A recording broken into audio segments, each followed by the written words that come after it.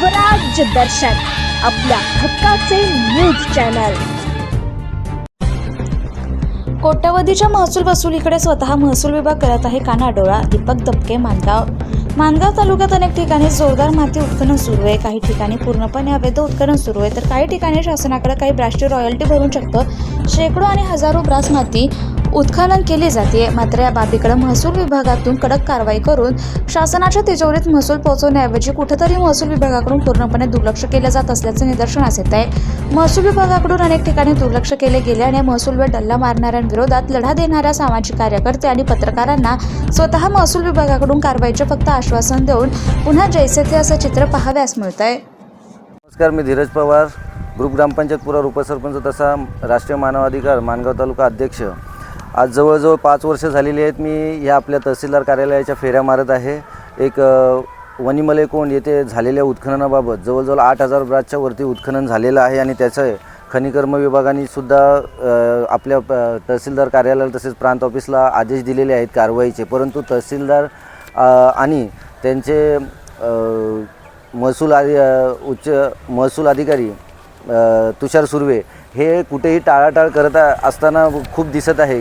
तथापि मला असेही निदर्शनास आले की जवळजवळ 5 वर्ष झाली मी आता या तहसील कार्यालयाच्या फेऱ्या मारून, परंतु हे कुठेतरी मॅनेज झाल्यासाठी आपलं शासन कुठेतरी या माती माफियांना मॅनेज झालेलं दिसत आहे। कारण कारवाईचे आदेश तर नोटीस आम्ही उपोषणाचे अर्ज दिल्यानंतर करतात आणि तरीही कारवाई कुठल्याही पद्धतीची दिसून येत नाही। आम्हाला रात्रीचे 8-8, 9-9 वाजेपर्यंत कार्यालयामध्ये बसून ठेवतात। आता आदेश काढतो, उद्या काढतो, आता आचारसंहिता आहे, आता इलेक्शन्स आहे, त्याच्यामुळे थांबा करून आता जवळजवळ 4-5 वर्ष झालेली आहे। जर आमच्यासारख्या सामान्य जनतेची सेवा करणारे आम्ही समाजसेवक जर आम्हाला जर एवढा म्हणजे त्रास होत असेल तर सामान्य जनतेला किती त्रास होत असेल।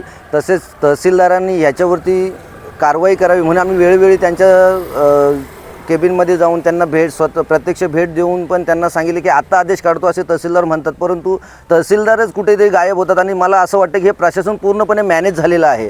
कारण जर शासनाचा एवढा कोट्यावधीचा महसूल हा जर लपवला जातोय आणि झाकला जातोय, ह्याच्यावरती शासन जर कुठल्याही पद्धतीची कारवाई करत नाही तर मग इथे शासनाचे अधिकारी हे कुठेतरी मॅनेज झालेले दिसत आहेत आणि हे मला पूर्णपणे आता 5 वर्षाचा कालावधीमध्ये हे दिसून आलेलं आहे। त्याच्यामुळे याच्यावरती शासनाने तसेच जिल्हाधिकाऱ्यांनी कठोर कारवाई करावी, नाहीतर याच्यापुढे मला पहिल्यांदा तर मी उपोषणाचा अर्ज दिला होता। उपोषण मागे घेण्यासाठी मला तहसीलदारांनी हे केलं, पण आता मी याच्यापुढे गप्प बसणार नाही। मी महसूल मंत्र्यांकडे प्रत्यक्षात भेट घेऊन हे जे मी केलेली तक्रार आहे या तक्रारीचं निवारण कसं होईल याचा पाठपुरावा करणार आहे। धन्यवाद।